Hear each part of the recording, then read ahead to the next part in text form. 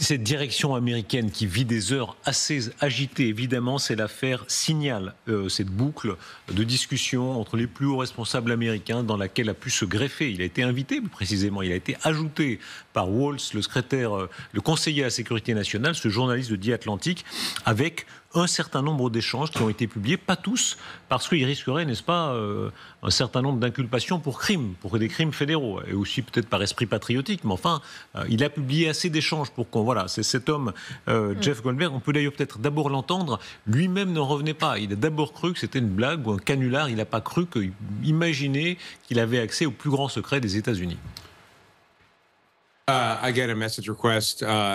Donc je reçois une invitation sur Signal de Mac Waltz, le conseiller à la sécurité nationale. Je l'accepte et il ne se passe rien et je l'oublie. Et quelques jours plus tard, je suis ajouté à un groupe qui semble contenir des représentants très haut placés de la sécurité des États-Unis. Je pense que c'est un canular, donc je surveille le groupe pour comprendre ce qu'il se passe et qui essaye de me piéger.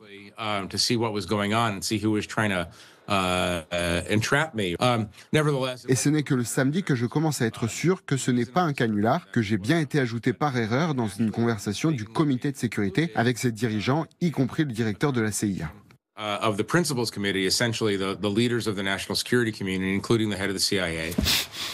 Voilà, regardez bien qui était dans la discussion. C'est comme si en France, il y avait Sébastien Lecornu, François Bayrou, Alexis Kohler, etc. Il y a Suzy Weiss, la chef de cabinet de la Maison-Blanche, Mike Waltz, le conseiller à la sécurité nationale, Vance, le vice-président, Exet, le secrétaire à la défense, Rubio, les affaires étrangères, Tulsi Gabbard, le patron de la CIA. Enfin, tout le monde, absolument tout le monde à peu près est là en matière de sécurité. Oui, c'est très étonnant, très intriguant, pour pas dire autre chose. Alors c'est vrai que dans les débuts des dépositions qui ont été faites par les uns et par les autres, c'est un groupe de conversation. Et il semblerait qu'il n'y ait pas eu de secret qui mettrait en cause effectivement ces gens pour avoir divulgué des secrets d'État. Il y a quand même le plan de l'attaque des Houthis. Il y a le plan de l'attaque des Houthis le 15 mars. C'est quand même quelque chose. Et là, je me tiens aux déclarations qui ont été faites. Après, la justice américaine verra si c'est pénalement responsable. Et le contenu, là, il faut s'arrêter à ça, effectivement, là, le mépris de l'Europe. Et là, on revient à l'affaire du Groenland, l'échange Exet et Vance, où Vance lie la question de l'intervention contre les Houthis à l'histoire européenne. Ça l'embête un petit peu de faire le service d'aider aux Européens. Et Exet lui répond: je partage complètement votre aversion pour le comportement profiteur des Européens, c'est pathétique. Oui, il demande même à ce qu'à être payé pour cela. Ben voilà, non, mais on n'est plus du tout dans un rapport entre alliés, on est dans un rapport entre des gens, c'est devenu une société de sécurité privée. Avec une obsession. Mais ils ont licencié le conseiller en sécurité de communication. Il y a une obsession des États-Unis, de l'Europe. On comprend bien dans ces échanges que même sur un sujet où l'Europe n'est pas au centre, c'est vrai qu'ils aident les Européens aussi, il y a le commerce européen dans la mer Noire, la mer Rouge, mais il y a une obsession anti-européenne. Oui, je pense qu'on a le gouvernement américain le plus anti-européen de l'histoire, même si la tendance n'était pas à une grande sympathie, un grand intérêt pour l'Europe, parce que je pense qu'Obama ne s'intéressait pas beaucoup à l'Europe. Mais là, il y a une dent. Là, il y a vraiment... Mais là, il y a une dent, effectivement, parce que Donald Trump n'arrête pas de dire que nous sommes des profiteurs, qu'on profite des États-Unis, que l'Europe a été créée pour les entuber, etc. etc. Et en oubliant donc c'est normal qu'ils complètement qu'il y ait des bâtiments européens, notamment britanniques, oui, bien sûr, mais qui pas français, oui, non, mais européens, britanniques, qui ont participé au moment des attaques Houthis à la sécurisation. Les Français ont quand même mis un certain nombre de drones et de missiles au tapis. Et d'ailleurs, le porte-avions va bientôt revenir et reprendre ce chemin. Donc voilà. Bien sûr, mais ça vise effectivement la mer Rouge, mais pas seulement. Il y a un mépris général pour les Européens. Parenthèse technique, vous, amiral, qui avez été au cœur du secret, vous dirigez les sous-marins nucléaires lanceurs d'engins, il n'y a pas de lieu où vous faites plus secret que ça. Comment est-ce que vous regardez une violation pareille du secret d'État ? C'est une bêtise sans nom, mais ça arrive des tas de gens. L'erreur est humaine. Voilà. Mais comme disait l'autre, il ne faut pas persévérer dans l'erreur.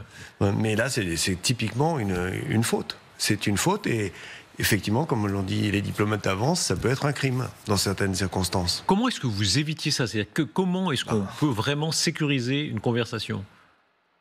sécuriser une conversation, là, je pense que le secrétaire général de la Défense nationale est nettement mieux placé que moi pour cela. Il y a des systèmes cryptés, et notamment des boucles gouvernementales de ce type, surtout quand on est sur des affaires, quand les autorités sont à l'étranger, je pense au Premier ministre, au Président de la République, ils ont d'ailleurs un accompagnement et des personnels qui sont dédiés à la protection de ces communications, et puis sur certains sujets, c'est vrai qu'on n'utilise que ces moyens cryptés, et puis qui sont moins conversationnels que visiblement c'est moins convivial. Ce circuit qui a été par ailleurs éventé. Non, mais par exemple, il y a des salles qui sont des cages de Faraday, c'est-à-dire que c'est des salles où il y a pas, les ondes ne sortent pas. Elles sont des salles qui sont entièrement filtrées, et là, on tient les conversations, les vraies conversations. Mais d'ailleurs, les gens n'ont pas le droit d'entrer avec quel que soit un système d'enregistrement. Enfin. Aglaé Chechova, les Russes, et surtout cette direction russe, Poutine, ancien lieutenant-colonel du KGB, qui voit ça, c'est vraiment leur cœur de métier. Ça doit les passionner à un point inouï. Oui, bien sûr, même si Signal, par exemple, en Russie, a la réputation de la messagerie plutôt sécurisée, mais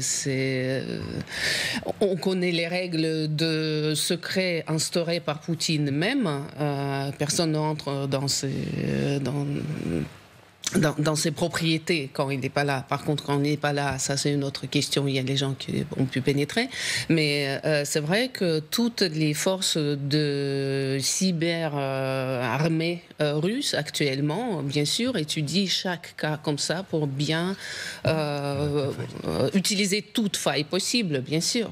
Mais eux aussi font des bourdes. Bon, bien sûr. Il y a eu une anecdote, c'est-à-dire qu'il y avait un bâtiment qui était occupé uniquement par des forces du FSB, je ne sais pas s'il y avait le GRU aussi, et il y avait eu un recensement par la mairie de Moscou qui avait donné la liste de tout le personnel du FSB. Donc il y avait été... Les numéros de passeport, les fameux passeports qui ont été donnés à tout un tas d'officiers. Non, mais il y a plein de bourdes. Et puis il y en a quand même une énorme qui a été commise par l'OTAN, qui est le bombardement de l'ambassade de Chine en Serbie en 1999. C'est une énormité.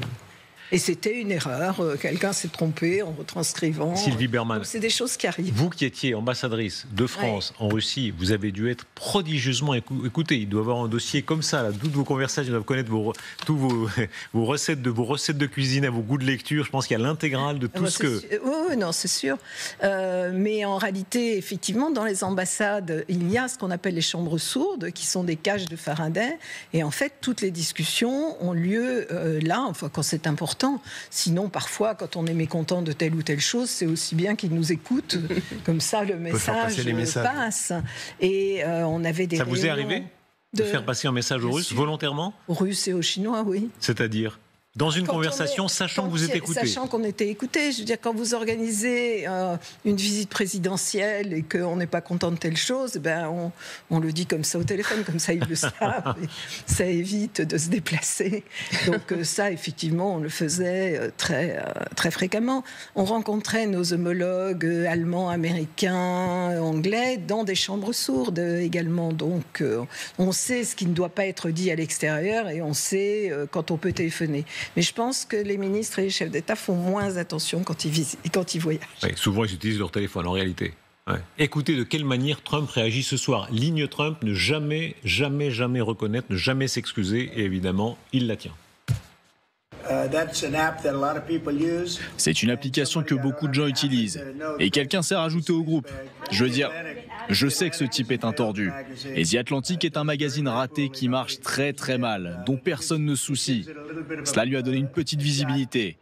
Et je peux vous dire que c'est un magazine qui invente plein d'histoires. Un magazine qui ne marche pas, le public le sait. L'homme dont nous parlons, je pense que peu de monde avait entendu son nom auparavant. Il a trouvé la discussion ennuyeuse et il l'a quittée très vite, très très vite. Je ne peux pas dire grand-chose de plus. Il en a tiré une histoire politique à raconter. Je pense que c'est une personne très mauvaise pour ce pays. Voilà, je t'ai frappé, les réactions sur ce plateau, les gens rient. Bon show. Vous riez parce que c'est de la mauvaise foi tellement assumée que ça marche. Ça marche pas mal. Oui, il attaque pour se défendre, la vieille stratégie, oui, mais c'est vraiment un showman. Il fait son show. Mais surtout, il est totalement binaire. Il y a les bons et les méchants. Ouais. Les bons sont avec lui, les méchants sont contre lui ou juste lui nuisent. Point. Qu'est-ce que ça dit de ce pouvoir? C'est-à-dire, on a compris, alors il y a l'obsession anti-européenne, le contenu des conversations, mais sur la méthode, sur la manière de fonctionner, est-ce qu'au fond, ils peuvent surmonter tout ça, ce côté un peu, on s'en fout, de toute façon, on n'a rien à faire, on est au pouvoir, on l'a, et on va jusqu'au bout? Oui, mais enfin, on verra, il y a des échéances, et on verra aux échéances. On est dans les négociations sur l'Ukraine, on peut dire quand même qu'elles sont relativement menées en dépit du bon sens, où on a déjà cédé beaucoup de terrain, où les Russes ouvrent successivement des tiroirs qui n'ont pas d'intérêt sur la seule question qui compte, c'est la cessation des hostilités, la mort de gens, les bombardements. Ils répondent aujourd'hui en faisant cette ouverture sur la liberté sur la mer Noire, alors que cette ouverture, Zelensky ne peut pas faire autrement que de l'accepter. Elle avantage qui? D'abord les Russes, puisque les Ukrainiens ont des voies de dérivation de leur communication par terre, ou en passant par les eaux territoriales roumaines et bulgares, ont tout à fait les capacités d'accès, qu'ils ont fait reculer la flotte russe sur la partie orientale de la mer Noire, donc, et qu'ils ont mis une partie de cette flotte au tapis. Et dans les conditions, on ne sait pas comment la Turquie va réagir, appelée en garantie, qui, Convention de Montreux, gère les détroits, qui jusqu'ici a interdit l'entrée de navires de guerre. Donc, Louis Gauthier, c'est des questions essentielles. Tout ce qu'on vient de dire